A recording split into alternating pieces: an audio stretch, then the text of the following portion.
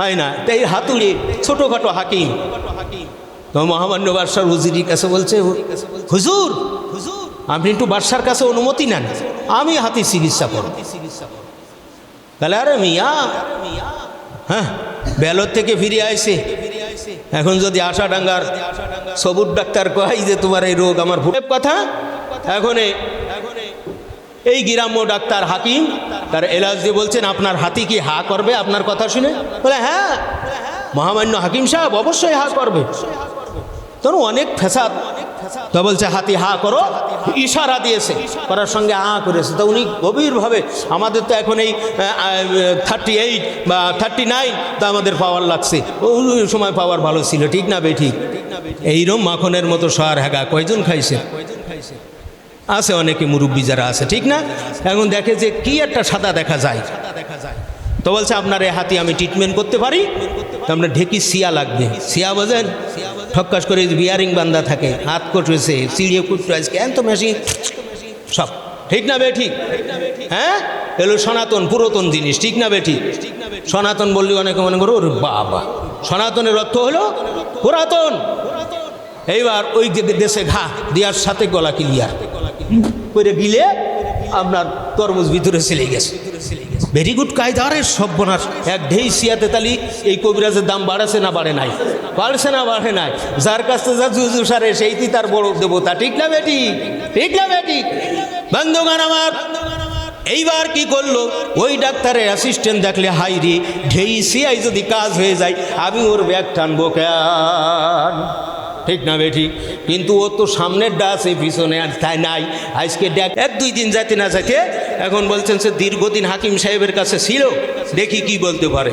যেমন এই ছেলে আমার ওখানে থাকে, এত মানুষ পরামর্শ নিতে পারে না, নেয় না, অনেকে নম্বর দিয়ে যায় আসে ইত্যাদি। তা আপনার এবার গেছে, তা বলে ও কী ব্যাপার? তা কয় আমার মা মুরব্বী মানুষ, চল গলা ফুলিয়ে এরা মা বড় হয়ে ফুড়ে রয়েছে, এর তো ট্রিটমেন্ট হচ্ছে না, তা আপনি কি? বলে ও কোনো ব্যাপার না, আমি রুগীটা দেখতে হবে। আমার রুগীটা কি করতে হবে? টস হয়েছে গলার মধ্যে, কি টনসিল। দেখেন এক ভাগ থাকলে কি হয়, আর এক ভাগ না থাকলে কি উপকার হয়। পুঁথিগত বিদ্যা আর পরহস্তে ধন, আমি সেইটা বোঝানোর জন্য এই জায়গায় এতখানি কথা আমার বলতে হচ্ছে। কথা আপনি রাগ করতেছেন নাকি? বলবো না শেষ করে দিই? এই বন্ধুগণ, এইবার সিনাউদ্দিন চলে গেল ওদের বাড়ি, যাই কাছে ঠাম্মা একটুখানি গালডা করে দিই, ও তো গালে ব্যথা এইরকম ফিলা হয়েছে। টনসিল যদি বড় হয় হাঁ করলে ভিতরে দেখা যায় এইরাম ডিমের মতো, কথা ঠিক না বে ঠিক? সার্জারি গেলে সাত করে কাটিলে এইরাম বল একটা বার হয়ে আসে, দুটো যদি হয় দুটো, একটাও হয় দুটো হয়, ঠিক না? এখন দেখা যাচ্ছে টল টল করতেছে, বলে ঢেকি সিয়া কি আছে আশেপাশে? তো ওই যে গুরুজিরে দেখা যাচ্ছে ঢেই সিয়া দে, তো ওইটা হাতি আর এটা যে ম্যানিস, এটা সে বুঝতেছে না, ঠিক না বে ঠিক? এই যে অল্প বিদ্যে ভয়ঙ্কর কেন আমি এটা বুঝাচ্ছি। এইবার বলছে আসে, তো ও কী করবে? বলে এইটাই তো চিকিৎসার মূল হাতিয়ার। বলছে দাদি একটু হা করেন ঠাম্মা। হা করেছে ঠাম্মা, ঢাই ছিয়া দে এইরাম ঘা মারছে, বুড়ির রুহু যায় আর আসে একে গুতোই ইন্নালিল্লাহ, বলেন না নাউজুবিল্লাহ।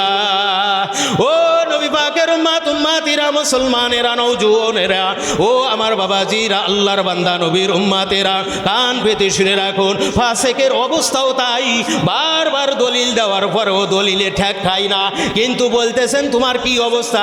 এখানে ঢেকি সিয়া মারি ওরে আলাদা করে দিয়েছে, কথা ঠিক না বে ঠিক? পুঁথিগত বিদ্যা আর পর হস্তে দন, কহে বিদ্যা কহে দন হলে প্রয়োজন। আকাইদার ফিকা পড়েছো কিন্তু এখনো তাসাউফ পড়ো নাই, তোমার কপালে সেটা আছে, খালি কবরে দিয়া পর্যন্ত ওয়েট করো।